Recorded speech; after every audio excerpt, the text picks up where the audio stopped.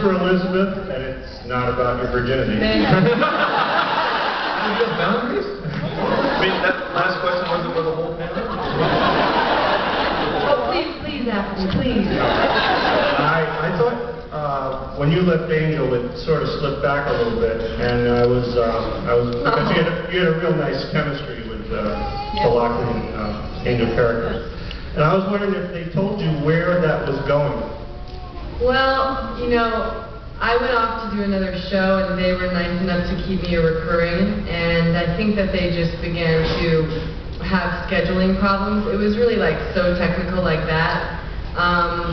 And I would love to work with David again, and we're trying to do that. So, but I have to say, like, you know, especially being here, and I'm pretty sentimental, you know, it makes me, I've always missed working on Angel when I went off to Law & Order, which I can say to my new friend, you know, go to a procedural, but you know, very different from demons and vampires, and I had a blast on that show, and David was a huge part of that, so.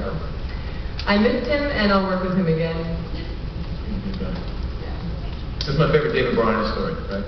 Where I did an episode where it was pretty much all spiked full episode, so I was I was a lead for 1 week, and I came the next episode, and I'm like this, and I'm sitting next to David, and he's like this, and I just go, "How do you do it, man?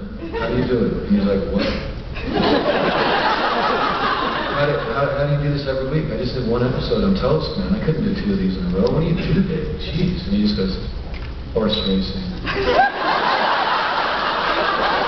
What? He says, "Horse racing, man. Don't look left, don't look right. Just keep running."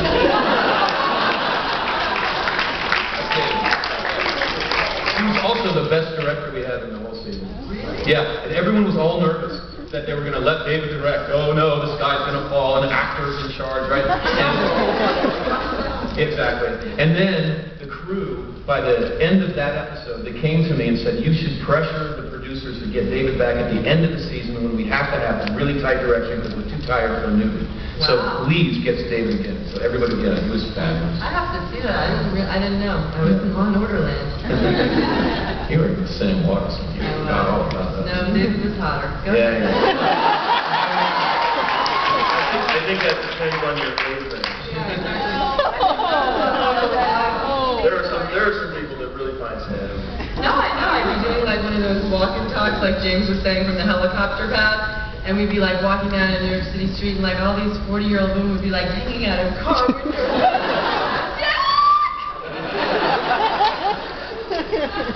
But I thought he was cute too. Yeah, he was cute too. Okay, over the 7 seasons of Buffy, there have been many Spike and Buffy fights. Which is your favorite? And why? Okay, there was one fight where I forget what episode it was, but we were outside.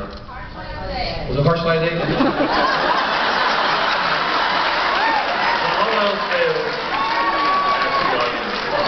And Sarah kept complaining that I was selling the hits too close, because I always sell the hits pretty close. I've never hit anybody, but I always come in about that close, and she was like, "Back off, back off, back off." And then she hit me in the nose. I refused to back off. "Oh yeah, Sarah, no problem. Let's do it." And then she just clipped my nose really nicely. She was like, "You will back off." Back off. That's Buffy for you. That reminds me of a film I did out in L.A. A friend of mine who was directing a film. He had a film at Sundance. There's another film, and it's a boxing movie. He says, "Can you come down and just do one scene? This guy's got on the rise, who's going to be just beating up a lot of boxers and stuff. Why don't you come in and be one of my boxers?" So go in there and say, "He's not going to hit you. He's just going to, fake, and you're going to go down." So you roll the camera, and he goes, boom! Right in the nose. And I fall out. I go, "You okay? Okay." I said, "Did you get the shot?" I'm not doing it again.